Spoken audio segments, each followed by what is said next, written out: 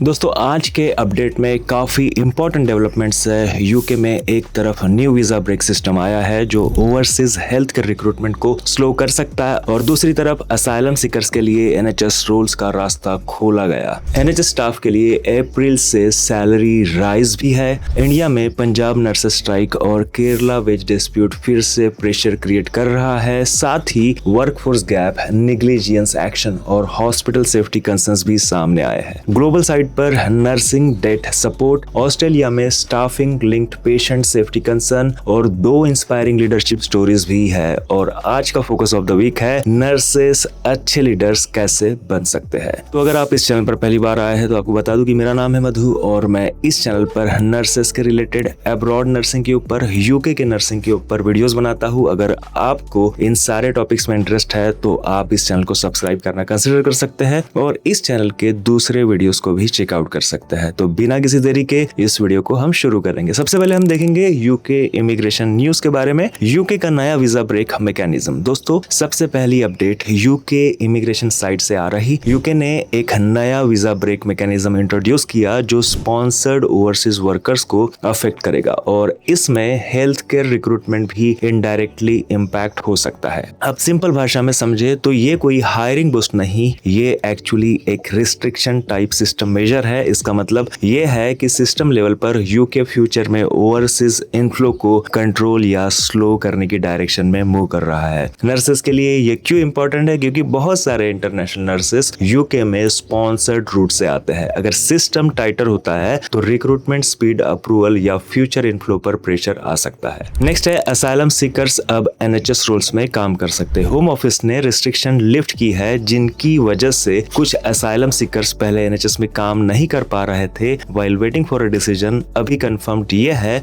जो लोग 12 मंथ से या उससे ज्यादा इनिशियल असाइलम डिसीजंस का वेट कर रहे हैं वो अब ग्रेजुएट लेवल एनएचएस रूल्स के लिए अप्लाई कर सकते हैं और इसमें डॉक्टर्स और नर्सेस जैसे रूल्स इंक्लूडेड है। थर्ड अपडेट है health and care visa fee from 8 अप्रैल 2026 से बढ़ रही। Home office immigration and nationality fee increase 8 अप्रैल 2026 से अप्लाई होगी और पब्लिश्ड फीस टेबल के मुताबिक health and care visa application fees भी बढ़ रही। अगर आप 3 इयर्स से ज्यादा के लिए अप्लाई कर रहे हैं तो आपकी अभी तक जो फी थी 304 थी जो बढ़कर होने वाली है 324। अगर आप 3 इयर्स या उससे ज्यादा के लिए अप्लाई करते हैं तो आपकी फीस अभी तक थी 590 पाउंड्स जो बढ़कर होने वाली है 628। हमारा जो नेक्स्ट सेगमेंट है UK nursing and NHS updates. अप्रैल 2026 से NHS employees around the country को हायर सैलरी मिलेंगी। बैंड 5 की जो स्टार्टिंग सैलरी होगी वो होगी 32,073 पाउंड्स। अगर आप इंटरमीडिएट पोजीशन में है तो आपकी सैलरी होगी 34,592। अगर आप टॉप बैंड 5 है तो 39,043। अगर बैंड 6 है तो आपकी स्टार्टिंग सैलरी होगी 39,959, टॉप होगी 48,117। बैंड 7 की स्टार्टिंग सैलरी होगी 49,387 एंड टॉप बैंड 7 अगर आप है तो आपकी सैलरी होगी 56,515 पाउंड्स। लेकिन एक इम्पोर्टेंट बात यह है, हेडलाइन सिर्फ सैलरी इंक्रीज की है लेकिन आपको ये समझना चाहिए कि एक्चुअल टेक होम पे पर tax, pension, shift patterns, unsocial hours और लोकेशन भी अफेक्ट करते हैं। नेक्स्ट सेगमेंट है Indian nursing and health care news. सबसे पहले हम बात करेंगे पंजाब नर्सेस स्ट्राइक। पंजाब में नर्सिंग डिस्ट्रप्शन इस वक्त सबसे फ्रेश मेजर इशू बना हुआ है। Rajendra medical college and hospital Patiala में नर्सिंग स्टाफ स्ट्राइक रिपोर्टेड हुई है और वाइडर लेवल पर पंजाब गवर्नमेंट नर्सेस ने इनडेफिनाइट स्ट्राइक शुरू की है। अब ये स्ट्राइक क्यों हो रही है? मेन सिंपल वर्ड्स में बताऊं तो इशू पे स्ट्रक्चर से जुड़ा हुआ है। नर्सेस 4600 ग्रेड पे रिस्टोर करने की डिमांड कर रहे हैं जो पहले कट होकर 2800 हो गया था। यानी नर्सेस का कंसर्न ये है कि उनके रिस्पॉन्सिबिलिटी और वर्कलोड के कंपैरिजन में उनकी पे कैटेगरी को नीचे कर दिया गया और इससे फाइनेंशियल और प्रोफेशनल वैल्यू दोनों इम्पैक्ट होती है। ईएसएमए एनफोर्समेंट के बावजूद स्ट्राइक चल रही और पटियाला, अमृतसर और मोहाली के मेडिकल कॉलेजेस में डिसरप्शन रिपोर्ट हुई है। सिर्फ इमरजेंसी केयर मेंटेन हो रही है। आपके लिए ये बहुत जरूरी है क्योंकि जब पे, रिस्पेक्ट और वर्किंग कंडीशन का इशू लंबा खींचता है तो हेल्थ केयर सर्विस डिलीवरी पर डायरेक्ट अफेक्ट पड़ता है। ये सिर्फ सैलरी का मैटर नहीं लगता, ये प्रोफेशन की वैल्यू, मोरल और रिटेंशन का भी मैटर है।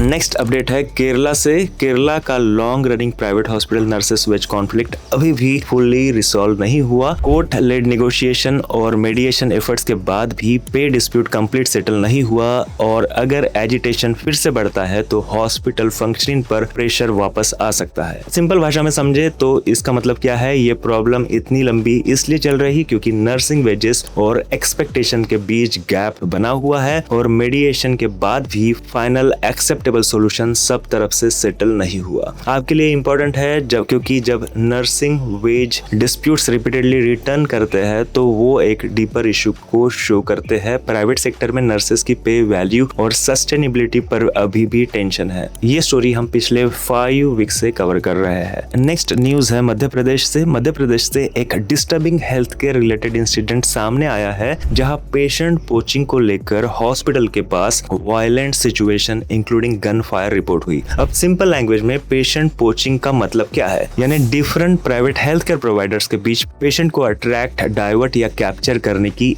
Unhealthy competition. ये सिर्फ बिजनेस राइवलरी की स्टोरी नहीं है, सबसे सीरियस बात यह है कि जब कंपटीशन पेशेंट केयर को डिस्टर्ब करने लगे तो health care system unsafe direction में चला जाता है। नर्सेस के लिए इंपॉर्टेंट क्यों है, क्योंकि हेल्थ केयर का बेस पेशेंट वेलफेयर होना चाहिए, लेकिन अगर एनवायरमेंट कमर्शियल कॉन्फ्लिक्ट की तरफ शिफ्ट हो जाए तो फ्रंट लाइन स्टाफ भी अनसेफ और प्रेशर्ड एटमॉस्फेयर में काम करते हैं। अब देखते हैं कुछ अनयूजुअल और स्टॉकिंग स्टोरीज। आयोवा में एक licensed practical nurse nursing home में काम कंटिन्यू करता रहा इवन दो उसके अगेंस्ट प्रायर डिसिप्लिनरी फाइंडिंग्स और ड्रग रिलेटेड एलिगेशन जो पब्लिक लेवल पर अभी डिस्क्लोज नहीं हुए थे। रिकॉर्ड के मुताबिक उस पर illicit drug use, patient abandon, unsafe conduct, shift छोड़ने और बाद में ड्रग्स के पाइप के साथ मिलने जैसे एलिगेशन थे। अथॉरिटीज ने उसे पब्लिक सेफ्टी के लिए सिग्निफिकेंट रिस्क तक बताया, लेकिन डिस्क्लोजर डिले होने की वजह से वो टेम्पररीली प्रैक्टिस करता रहा। नेक्स्ट स्टोरी है टेक्सास से। टेक्सास के बीमॉन्ट में एक 85 ईयर ओल्ड हॉस्पिटल पेशेंट को अरेस्ट किया गया आफ्टर अथॉरिटीज ने कहा कि उसने सेंट एलिजाबेथ हॉस्पिटल में एक चार्ज नर्स पर पॉकेट नाइफ से अटैक किया। रिपोर्ट के मुताबिक ये इंसिडेंट तब हुआ जब स्टाफ ने उसे बेड से निकलते हुए नोटिस किया। उस पर aggravated assault of public servant का चार्ज लगाया गया। ये स्टोरी फिर से एक सीरियस इशू हाईलाइट करती है हेल्थ केयर स्टाफ सेफ्टी के लिए। नेक्स्ट स्टोरी है इंडिया से। सातारा बॉडी मिक्सअप के बाद मेजर हॉस्पिटल एक्शन। सातारा में सिविल हॉस्पिटल में एक वेरी सीरियस एडमिनिस्ट्रेटिव लैप्स के बाद पब्लिक हेल्थ डिपार्टमेंट ने एक्शन लिया। रिपोर्ट के मुताबिक हॉस्पिटल में 2 बॉडीज एलिजेडली स्वैप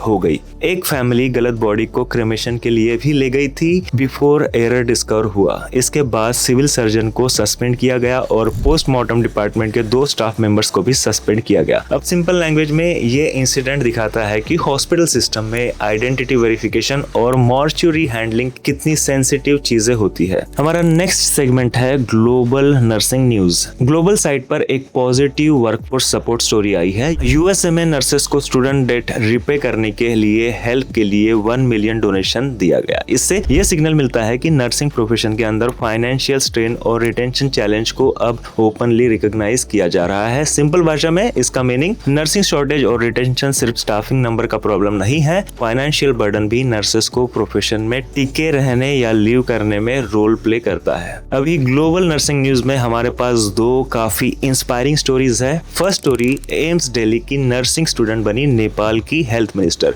दोस्तों इस हफ्ते एक बहुत इंस्पायरिंग खबर सामने आई। नेपाल की नई हेल्थ मिनिस्टर निशा मेहता एक नर्स है और रिपोर्ट के मुताबिक AIIMS Delhi college of nursing की ट्रेंड स्टूडेंट रही है। बताया गया है कि उन्होंने 2006 से 2010 के बीच एम्स दिल्ली में नर्सिंग की पढ़ाई की और अब वो देश के हेल्थ सिस्टम को लीड करने की जिम्मेदारी तक पहुंच गई है।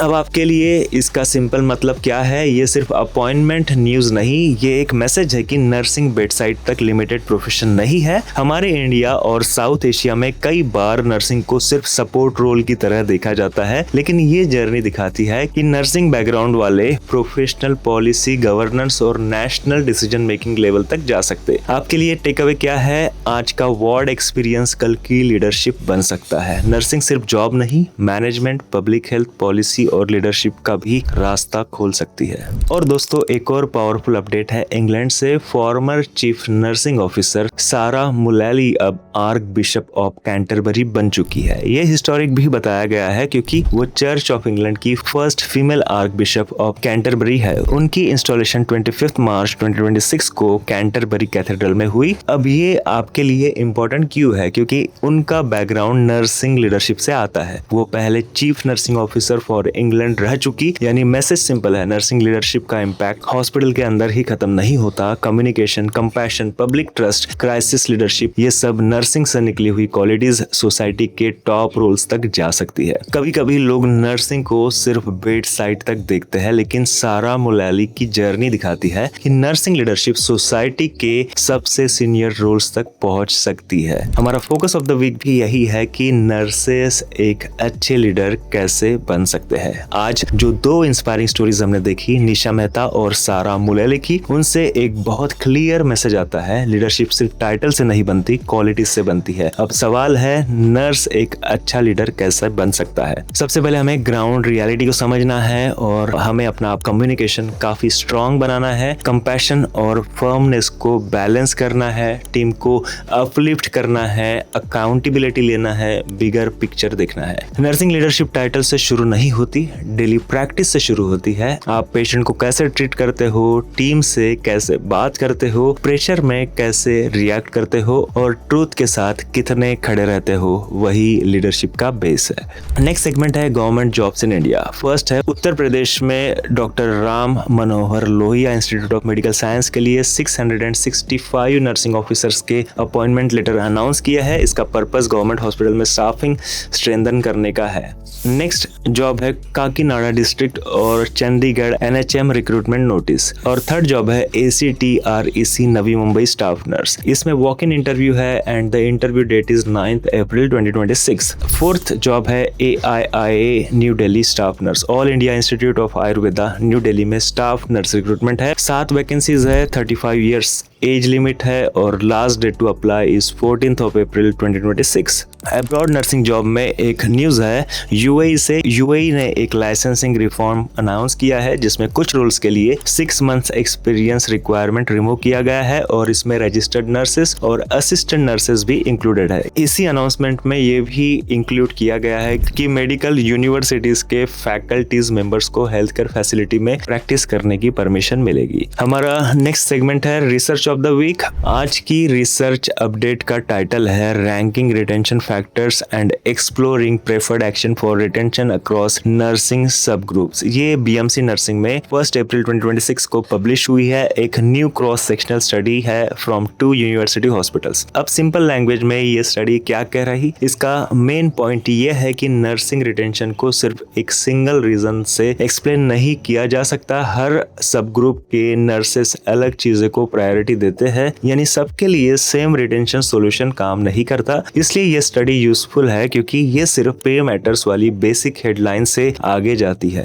ये दिखाती है कि डिफरेंट नर्सिंग ग्रुप्स को प्रोफेशन में बनाए रखने के लिए उनके लिए एक्चुअली सबसे इम्पोर्टेंट फैक्टर क्या है। आपके लिए ये मैटर क्यों करता है? क्योंकि रिटेंशन अब नर्सिंग वर्ल्ड का बहुत बड़ा रियल इशू बन चुका है। स्टाफ को रिक्रूट करना एक स्टेप है, लेकिन उन्हें सिस्टम में रोक कर रखना अलग चैलेंज है। आपके लिए प्रैक्टिकल टेकअवे क्या है? अगर आप लीडरशिप रोल में हो तो सवाल ये होना चाहिए, हम कौन से नर्सेस लूज कर रहे हैं और उस ग्रुप को एक्चुअली क्या चाहिए। तो दोस्तों, आज की अपडेट में हमने देखा यूके में इमिग्रेशन साइट पर रिस्ट्रिक्शन और ओपनिंग दोनों तरह के सिग्नल्स आए। NHS में सैलरी राइज आ रही है। इंडिया में नर्सेस के पे डिस्प्यूट्स और वर्कफोर्स कंसर्न अभी भी सीरियस है। ग्लोबल साइट पर रिटेंशन और स्टाफिंग इश्यूज क्लियरली विजिबल है और साथ ही ऐसी इंस्पायरिंग स्टोरीज भी मिली जो ये दिखाती है कि नर्सिंग की रीच बेड साइड से बहुत आगे तक जा सकती है। और आज का बिगेस्ट टेकअवे, नर्सिंग सिर्फ एक ड्यूटी बेस्ड प्रोफेशन नहीं, ये वर्कफोर्स इशू भी है, पॉलिसी इशू भी है, डिग्निटी इशू भी है और लीडरशिप का रास्ता भी है। अगर आपको आज का यह वीडियो पसंद आया है तो इस वीडियो को लाइक जरूर करना, अपने दोस्तों के साथ शेयर करना और मिलते हैं अगले हफ्ते और भी नई न्यूज के साथ। Thank you so much guys for watching this video. God bless you.